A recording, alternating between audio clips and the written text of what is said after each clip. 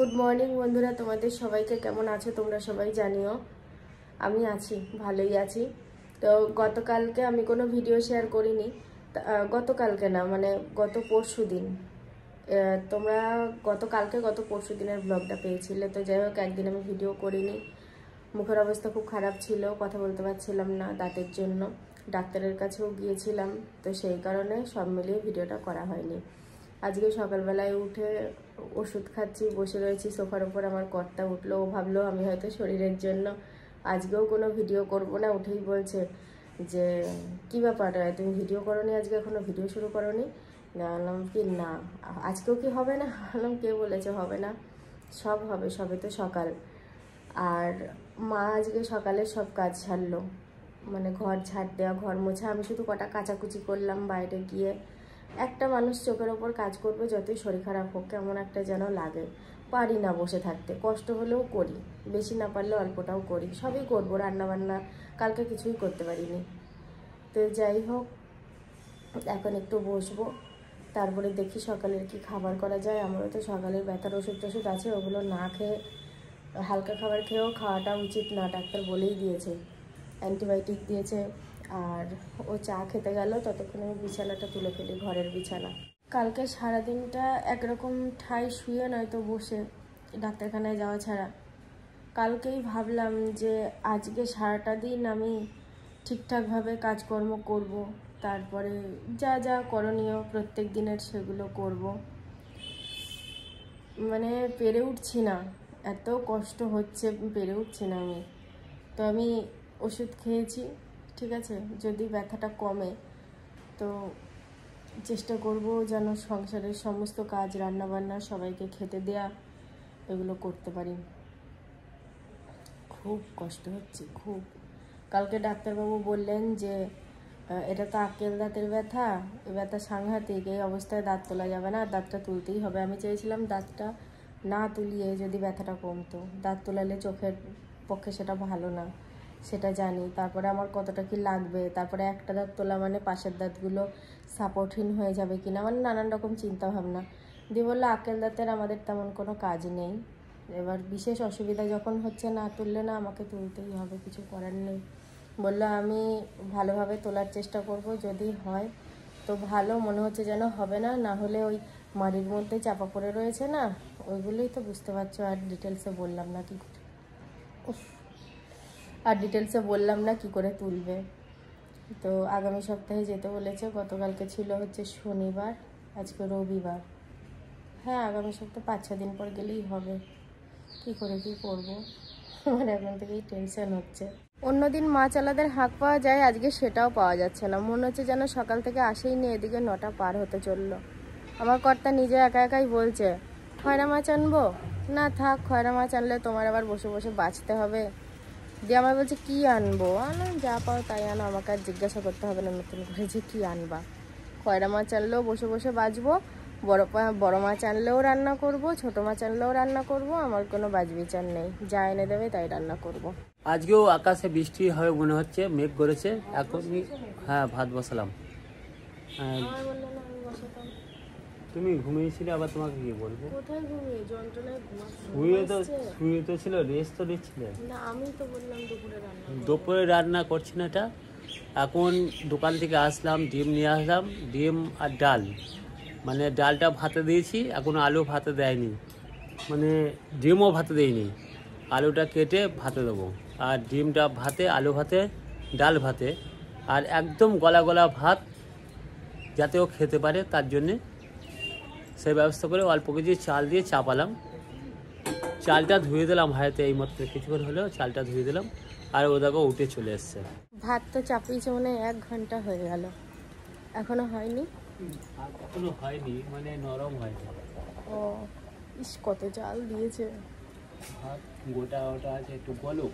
এত ভাত, ফেনা ভাত খাওয়াও যাবে না, থেকেও যাবে। এক কাজ করো, ভাতটার ফ্যান ঝরিয়ে ফেলো। ভাত গলে গিয়েছে, এত চাল দিয়েছো।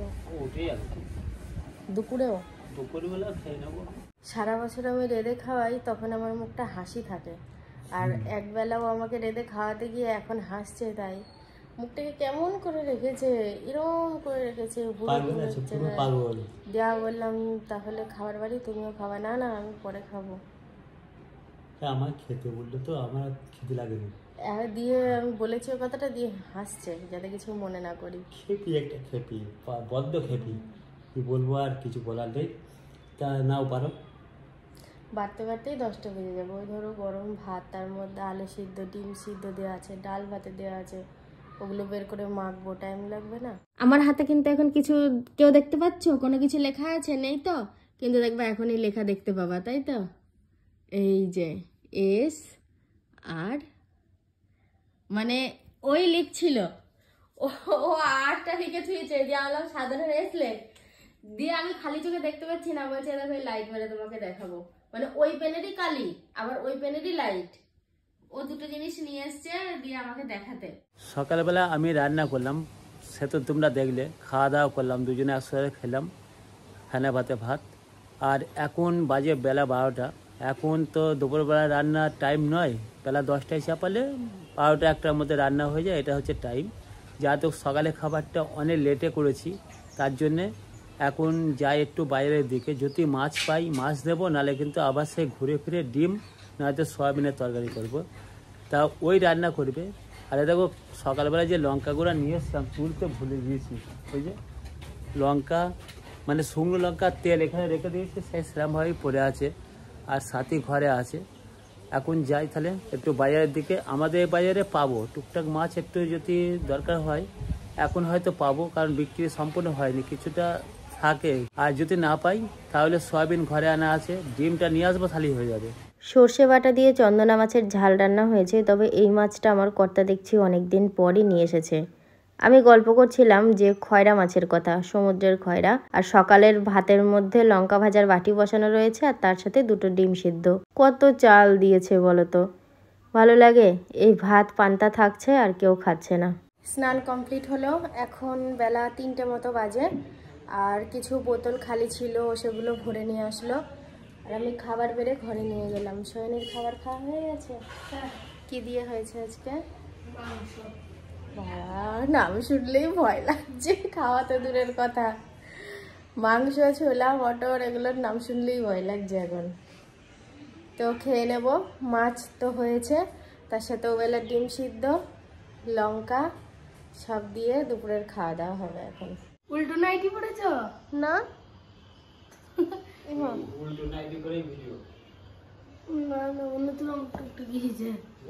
রং কটে গেছে ওই জন্য। 3:10 বাজে, মানে 3টেই। এই তুমি ফালতু কথা বলো না, সৈনির কথা শুনে। উল্টো নাইটি পরে না, ওটা রংটা কটে গেছে নাইটিটার। আমি তো জানি ওটা রংটা কটে গেছে, হ্যাঁ, তার জন্যই বললাম।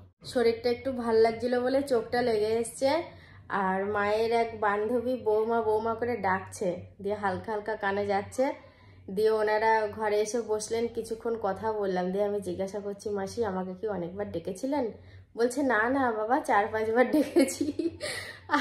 4-5 বারটা অল্প হলো, কেমন একটা লাগছে, কেউ এসে যদি ঘুমন্ত অবস্থায় অনেকবার ডাকে লজ্জা লাগে বলো? ভাবে দেখো ঘুমাচ্ছে, যাকে কিছু ভাবেনি। আমি বলছিলাম এরকম সমস্যা, খুব ভালোবাসেন, তো সেই কারণেই দেখা করতে এসেছেন। আর উড়ি উড়ি কানের মধ্যে পিঁপড়ে চলে যাচ্ছিল, কানের মধ্যে পিঁপড়ে দেখি শুশুর শুশুর করে ঢুকছে। তো যাই হোক, আমি এখন আর শোবো না, এখন বাইরে যাব। সারাটা দিনই তো এই ঘরবন্দি।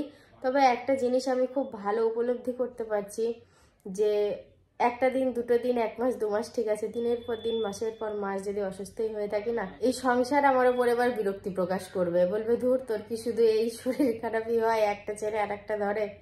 সত্যি তাই, আমারও এক এক সময় সেটা মনে হয়, আর কিছু ভালো লাগে না।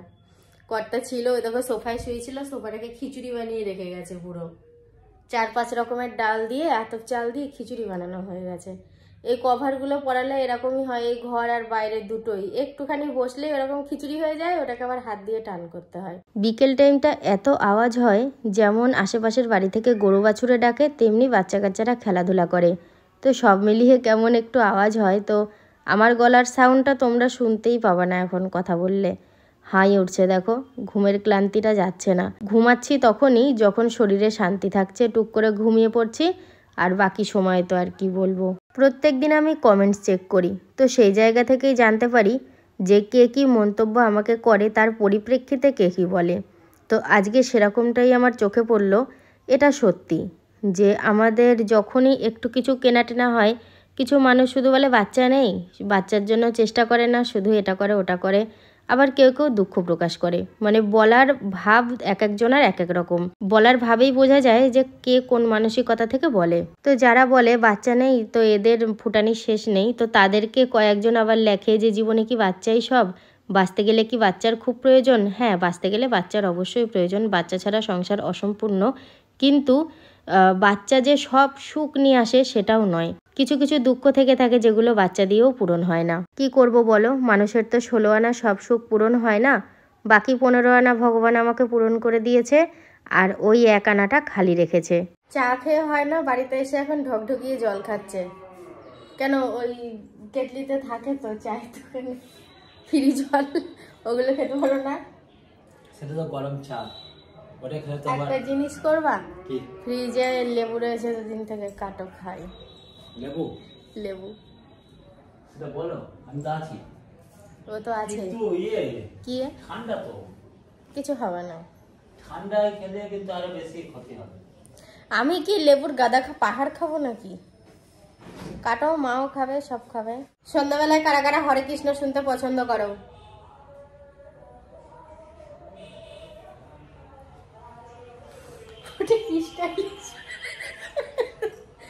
আমি না হঠাৎ করে তাকিয়ে দেখছি, কি হলো ব্যাপারটা, পাটা এরম খাড়া করে রয়েছে কেন? ওইদিকে আমার চোখ পড়েছে, পাটা ওরম করে রয়েছে কেন? হ্যাঁ ভালো, কি অবস্থা, পাটা কিরম করে ঘুমাচ্ছে দেখো, একবারে সে টান করে দিয়েছে বাঁশের মতো। সকাল থেকে সন্ধ্যে পর্যন্ত এত কাজ করি সংসারে, বিশেষ করে হয়তো সংসারে কাজ করি, তারপরেও যদি একটুখানি শুয়ে থাকি কিংবা বসে থাকি, মানে সারাক্ষণই কথা শুনতে হয়।